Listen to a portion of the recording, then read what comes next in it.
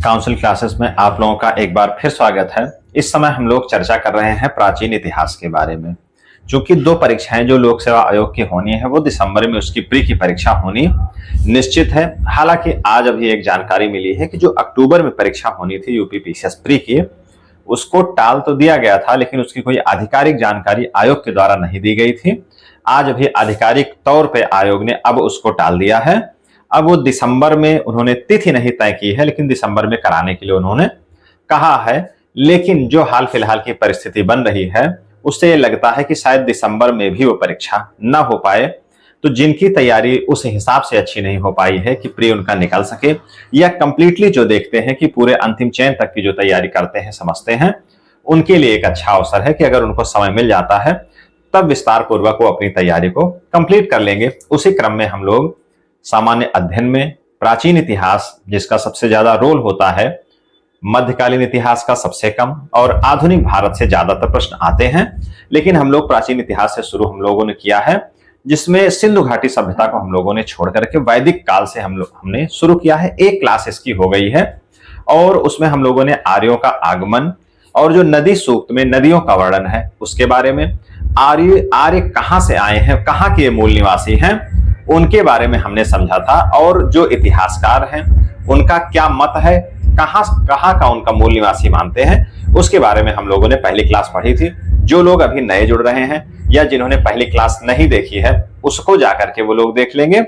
और उससे भी पहले हमने एक बुक लिस्ट बनाई थी केवल इतिहास के संदर्भ में कि कौन सी किताबों को हमको पढ़ना है कि जिससे प्री और मेंस दोनों निकल सके, और उन किताबों को किस क्रम में पढ़ना है उसके बारे में हमने एक वीडियो बनाया हुआ था जो पहली क्लास के नाम से है। दूसरी क्लास में हम लोगों ने ऋग वैदिक काल को पढ़ा था, जिसमें खास करके वैदिक काल को हमने शुरू किया था। आज की क्लास में हम लोग वैदिक काल में थोड़ा सा आगे बढ़ते हैं, जिससे नाम से ही वैदिक है, और वैदिक काल में ही सबसे पहले जो प्रश्न आता है वो यही आता है वेदों के बारे में।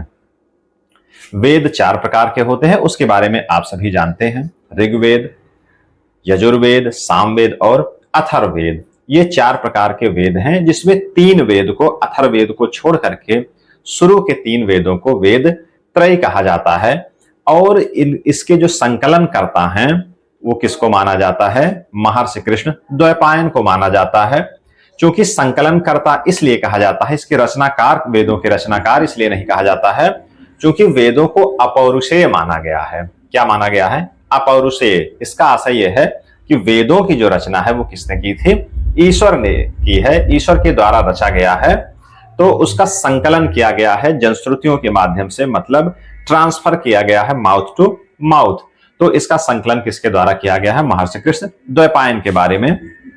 और वेदों के बारे में कई प्रकार के वर्णन मिलते हैं, परीक्षाओं में प्रश्न सीधे वहीं से आते हैं। और लगभग जितने वेद हैं उनके कुछ उपवेद हैं, उपवेद के साथ में उनके कुछ ब्राह्मण ग्रंथ हैं, आरण्यक हैं, उपनिषद हैं, कुछ के नहीं हैं। अब क्या कैसे है, फैक्ट के रूप में हम लोग यहाँ पर पहले पढ़ते हैं, उसके बाद उनकी थोड़ी सी व्याख्या करते हैं, और अंत में ये देखेंगे कि परीक्षाओं में प्रश्न किस प्रकार से आते हैं। अगर आपकी समझ इतनी विकसित नहीं हो पाई है कि परीक्षाओं में किस प्रकार से प्रश्न आते हैं, तो उनके बारे में सबसे पहले हमने बताया था कि घटना चक्र पूर्वावलोकन के माध्यम से आप इसकी जानकारी अपनी पुष्टि कर सकते हैं कि किस प्रकार से प्रश्न आते हैं। वहां से आप इस क्लास में आएंगे तब आपको ज्यादा बेहतर महसूस होगा। आइए देखते हैं।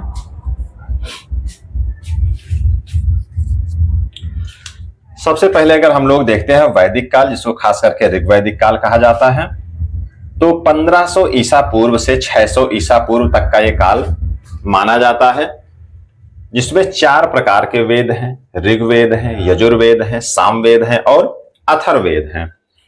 ऋग्वेद, यजुर्वेद और सामवेद को वेद त्रयी कहा जाता है। क्या कहा जाता है? वेद त्रयी।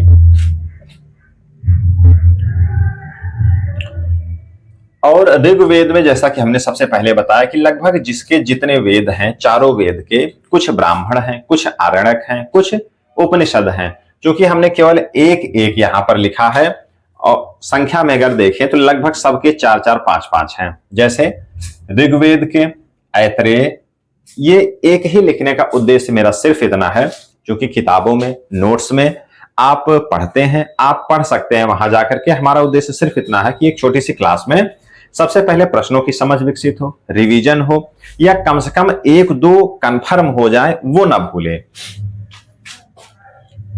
ऋग्वेद का ब्राह्मण है ऐत्रेय, और भी कई हैं, आप ये ना समझे कि केवल एक ही है, हमने केवल एक लिखा है, और भी कई हैं। ऋग्वेद का ऐत्रेय ब्राह्मण, कौशितकी आरण्यक और कौशितकी उपनिषद। अगर यहीं पर ध्यान दे लें तो ऐत्रेय आरण्यक है और ऐत्रेय उपनिषद भी है, और इन सब के पुरोहित हैं, मतलब कि जो इसका गान करते हैं, जो इसका पूजन पाठ कराते हैं, उनको कहा गया है ये पुरोहित उनके हैं होत्री। ऋग्वेद के पुरोहित क्या हैं? होत्री। यजुर्वेद का शतपथ ब्राह्मण, तैत्रीय आरण्यक, कठोपनिषद उपनिषद है, और इसके जो पुरोहित हैं उनको क्या कहा जाता है? अध्वर्यु। सामवेद का पंचविश ब्राह्मण, जैमिनीय आरण्यक, केन उपनिषद, और इसके पुरोहित को क्या कहा जाता है? उद्गाता। अथर्ववेद गोपथ, इसका जो ब्राह्मण ग्रंथ है वो क्या है? गोपथ है। गोपथ है ब्राह्मण।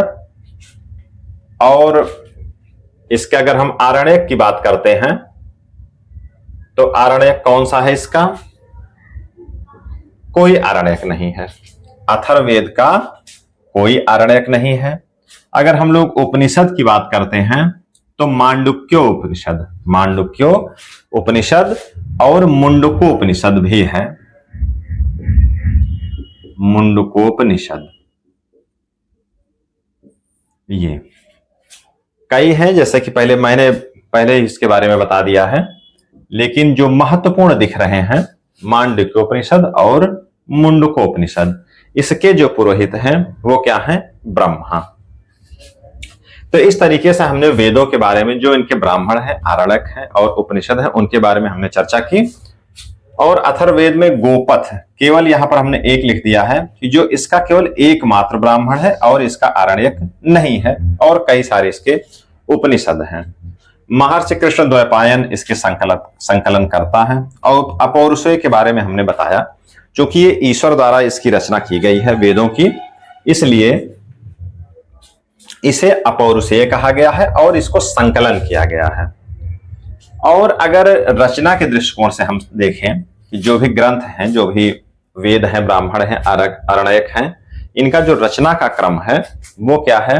सबसे पहले वेदों की रचना हुई, फिर ब्राह्मण की, फिर आरण्यक की, और उसके बाद उपनिषद, और अंत में वेदांग की रचना की गई। कई बार ये प्रश्न पूछा गया है, इसका क्रम सजाने के लिए पूछा गया है।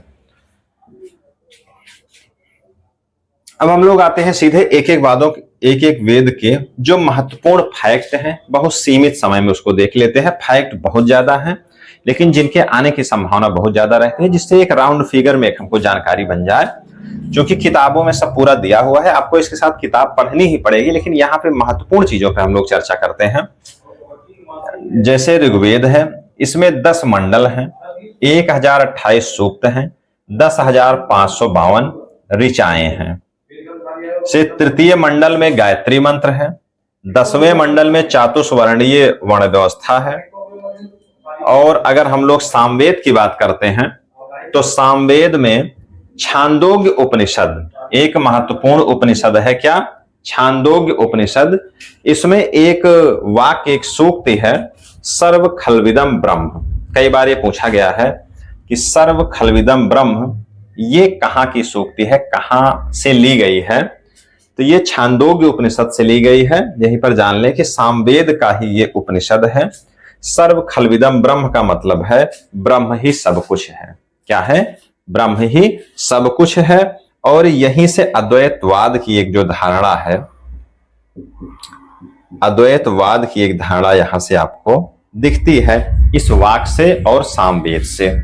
इसके बाद यजुर्वेद में अगर हम लोग आते हैं तो यजुर्वेद में वेद पढ़ने का अधिकार है, मतलब कि चारों वर्णों को वेद पढ़ने का अधिकार दिया गया है। कहीं कहीं अगर ये मिलता है कि सब चारों वर्णों को वेद पढ़ने का अधिकार नहीं है, तो यहां पर ये स्पष्ट रूप से है कि वेद पढ़ने का अधिकार यजुर्वेद में इसका वर्णन मिलता है। यज्ञ बलि संबंधी इसमें मंत्र दिए गए हैं, यज्ञ और बलि संबंधी मंत्र इसमें दिए गए हैं। अथर्ववेद जो लिखा हुआ है ये बाद में लिखा गया, इसीलिए चूंकि ये वेद त्रयी जो है उसके बाद का है, ये अंत में लिखा गया है, काफी बाद में लिखा गया। तो इसमें भूत प्रेत जादू टोना तमाम कर्म कांड जो हैं उस कर्म कांडों का वर्णन कहाँ मिलता है? अथर्ववेद में मिलता है। और इसी अथर्ववेद के मुंडकोपनिषद में, जो इसका एक उपनिषद है, मुंडकोपनिषद में सत्यमेव जयते, जो भारत का राष्ट्रीय आदर्श वाक्य है सत्यमेव जयते, उसका वर्णन कहाँ मिलता है? मुंडकोपनिषद में। जैसे मैंने यहां लिखा था मांडुक्योपनिषद और मुंडकोपनिषद। मुंडकोपनिषद में सत्यमेव जयते जो आदर्श वाक्य है उसका वर्णन मिलता है, और मांडुक्योपनिषद में यही अथर्ववेद में ही यज्ञ की तुलना टूटी नाव से की गई है। तो इस प्रकार के जो सेंटेंस हैं, जो वाक्य हैं, जो सूक्तियां हैं, जो ये अर्धवाक्य हैं, ये कई बार सीधे परीक्षाओं में पूछे गए हैं। किस वेद से संबंधित है या इनको कहां से लिया गया है, किस उपनिषद से लिया गया है, इसके बारे में बार बार परीक्षाओं में प्रश्न पूछे जाते हैं। तो इस प्रकार से हम लोगों ने एक सामान्य जानकारी यहां पर देखी है। और सबसे ज्यादा जो प्रश्न आता है वो यहां से आता है कि जो भी वेद हैं चारों, इनके पुरोहित को क्या कहा जाता है? होत्री, अध्वर्यु, उद्गाता और ब्रह्म। कि ऋग्वेद, यजुर्वेद, सामवेद और अथर्ववेद के ये चार पुरोहित हैं। और अगर वेदों की भाषा के बारे में पूछा जाए तो वेदों की भाषा कैसी है? संस्कृत है। हालांकि सबको पता होगा, लेकिन इसके बारे में एक बार जानना आवश्यक है, कहीं पाली और प्राकृत में फंस न जाए कोई। इसलिए मुझे लगा कि ये बताना जरूरी है कि वेदों की जो भाषा है क्या है, वो संस्कृत है। तो इस प्रकार से हमने मुख्य जो भी वेदों के ब्राह्मण थे, आरण्यक थे, उपनिषद, उनका हम लोगों ने वर्णन किया, हम लोगों ने उसके बारे में अध्ययन किया।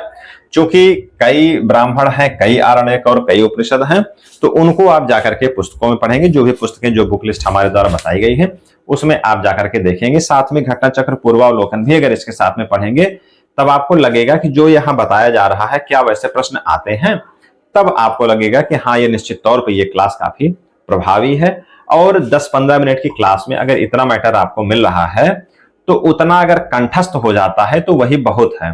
क्योंकि जो किताबों में मैटर है, जो तमाम प्रकार के पीडीएफ, तमाम प्रकार का मटेरियल तैरता रहता है, वो इतना ज्यादा है, ना तो उतना परीक्षा में कभी आता है, ना तो उतना आप याद कर सकते हैं। तो जितना आप पढ़ें वो सीमित पढ़ें और परीक्षा के संदर्भ में पढ़ें कि जो भी पढ़ें आप वो अंकदायी हो। ज्ञान के लिए अगर जिसको पढ़ना है तो उसके लिए अभी का समय नहीं है और ये क्लास उसके लिए नहीं है। वो इस प्लेटफॉर्म से तैयारी कतई न करे, यहाँ से जानकारी उसको नहीं मिल सकती है जिस हिसाब से वो जानना चाहता है। हाँ, अगर जिसको चयन चाहिए, जिसको परीक्षा पास करनी है, जिसको प्री पास करना है, मेंस पास करना है, उसके लिए यहाँ एक अच्छा प्लेटफॉर्म है। ये ऐसे क्वेश्चन जो परीक्षाओं में आते हैं वो आपको यहाँ से मिलेंगे, और किस क्रम में पढ़ना है, कैसे पढ़ना है, उसके बारे में यहाँ पर जानकारी आपको मिल सकती है।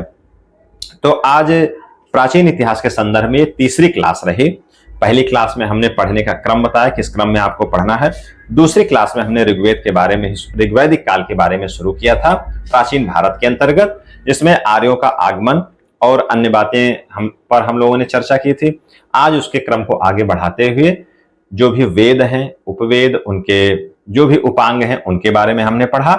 और उन वेदों में महत्वपूर्ण कौन सी बातें हैं? महत्वपूर्ण बहुत सी बातें हैं, लेकिन 1, 2, 3, कम से कम 3 बातों को हमने लेकर के चलने की कोशिश की है कि कम से कम उतनी बातें आपको याद रहें। तो ये उद्देश्य हमारा है। अब आगे की क्लास हम लोग अब कल करेंगे।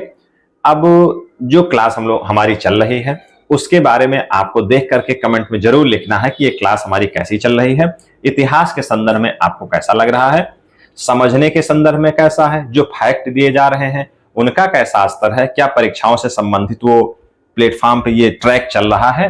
ये सारी बातें आप कमेंट में लिख करके जरूर भेजा करें। अगर आपको क्लास अच्छी लगती है तो उसको शेयर करना आप ना भूलें। धन्यवाद।